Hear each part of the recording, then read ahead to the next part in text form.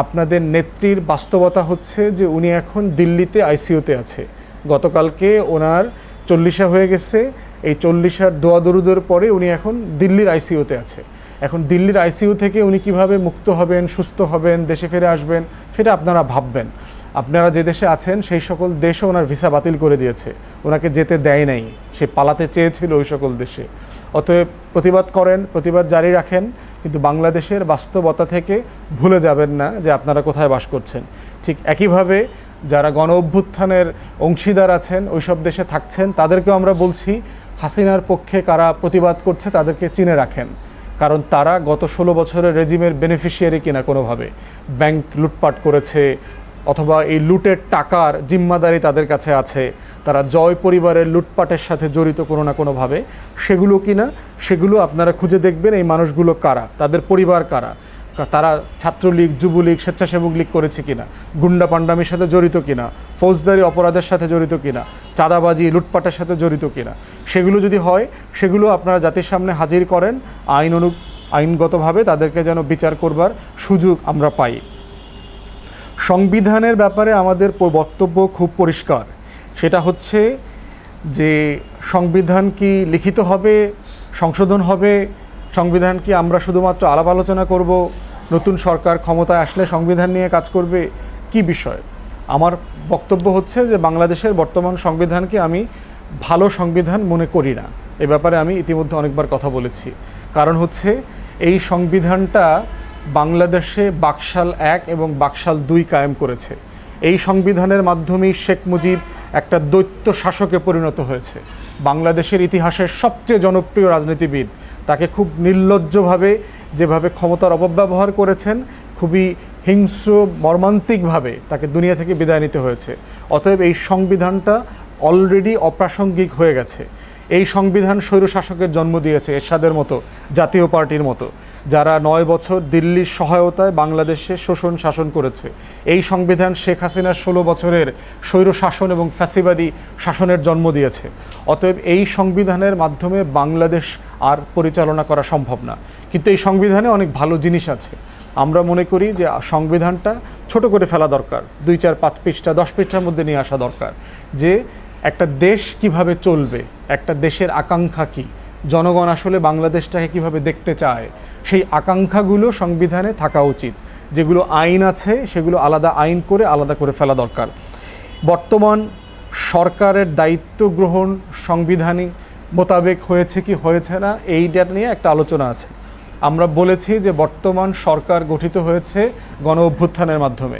ছাত্র জনতা, দেশি প্রবাসী, ব্লগার, যোদ্ধা, সব রাজনৈতিক দল, নাগরিক সমাজ, কৃষক, মজুর, গরিব মানুষ, নাম না জানা মানুষ, সবাই মিলে এই সরকারটা গঠিত হয়েছে।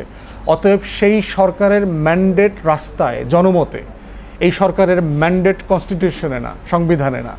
অতএব সংবিধান দিয়ে এই সরকারকে জাজ করা না করার কোনো সুযোগ নাই। হ্যাঁ, এটা সত্য, তারা শপথ নিয়েছে সংবিধানের অধীনে, তারা সরকার পরিচালনা করতেছে সংবিধানের বিভিন্ন ধারা মেনে, আবার অনেক ধারা না মেনে। এইটাকে একটা হাইব্রিড জায়গা বলতে হবে আমাদের, যে একটা মিক্সড সিচুয়েশন, যে এখানে সংবিধানের মধ্যে এবং সংবিধানের বাহিরে সব কিছু মিলে একটা দেশ এবং রাষ্ট্র পরিচালিত হচ্ছে। এটার ভিত্তিটা কি?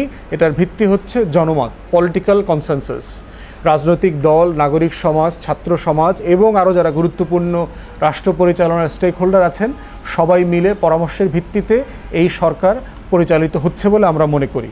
তাই সংবিধান দিয়ে এই সরকারের বৈধতা যাচ করবার কোনো সুযোগ আছে বলে আমি মনে করি না। শেখ হাসিনা পদত্যাগ করেছে কি করে নাই, তার স্ট্যাটাস কি, এটা নিয়ে অনেক হইচই আলোচনা হচ্ছে।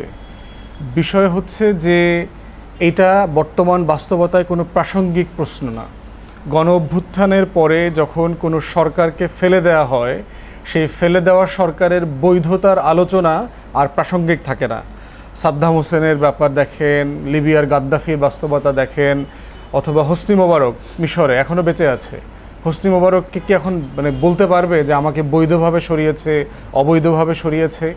গণ অভ্যুত্থানের নেইচারই হচ্ছে রাস্তায়, রাজপথে জনগণ ডিসাইড করবে কে ওই লাল দালানটাতে থাকবে, থাকবে না, কে কাশিমপুরে যাবে, কে কেরানীগঞ্জে যাবে, এটা রাজপথ থেকে ঠিক করে দেওয়া হবে। সেই জন্য শেখ হাসিনা পদত্যাগ করেছে অথবা করে নাই, এটা একদমই খুব অপ্রাসঙ্গিক আলোচনা, এটার প্রয়োজন নাই।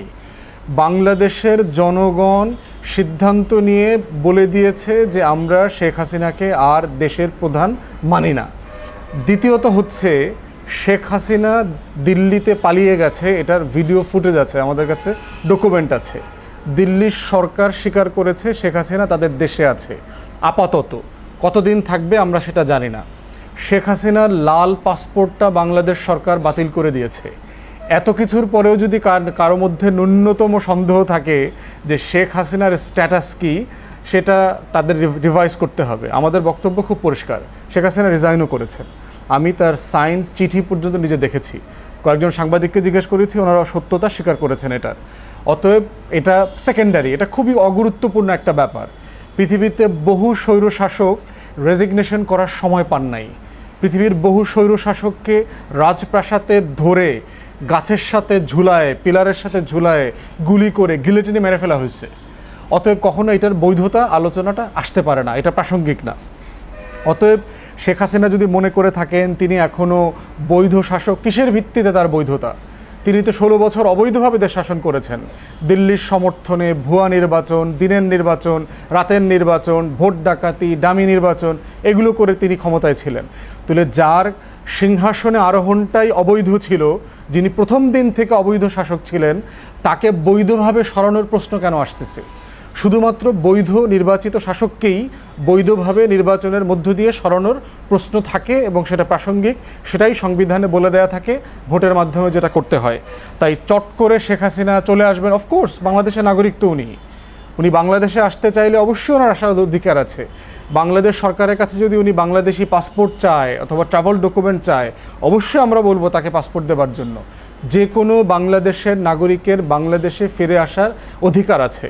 আর যেহেতু আমরা তাকে বিচার করতে চাই ন্যায্যতার ভিত্তিতে আন্তর্জাতিক অপরাধ ট্রাইব্যুনালে, গণহত্যার বিরুদ্ধে, মানবতা বিরোধী অপরাধ যেগুলো হয়েছে সেগুলোর বিষয়ে তাকে তো আমাদের জেরা করবার জন্য, প্রশ্ন করবার জন্য আদালতের সামনে উপস্থিত করতে হবে। তাই ইতিমধ্যে আমরা দাবি জানিয়েছি যে বন্দি বিনিময় চুক্তি যেটা ভারতের সাথে বাংলাদেশের আছে, সেটার মধ্য দিয়ে শেখ হাসিনাকে বাংলাদেশে ফিরায় নিয়ে আসবার জন্য চেষ্টা করতে হবে। দ্বিতীয় সোর্স যেটা আছে, ইন্টারপোলের মাধ্যমে অ্যারেস্ট ওয়ারেন্ট জারি করে তাকে প্রয়োজনে বাংলাদেশে ফিরায় নিয়ে আসতে হবে।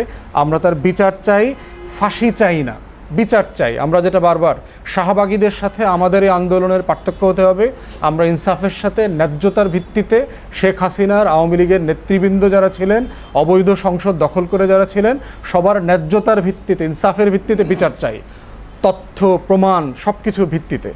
তো ওই জন্য উনি যদি চট করে আসতে চায়, চট করে আসবে, উনি আবার চট করে কাশিমপুরে চলে যাবে, চট করে কেরানীগঞ্জে চলে যাবে, এটা ওনার রাইট আছে, কোনো সমস্যা নাই। বাংলাদেশের ভিতরে উনি থাকবেন।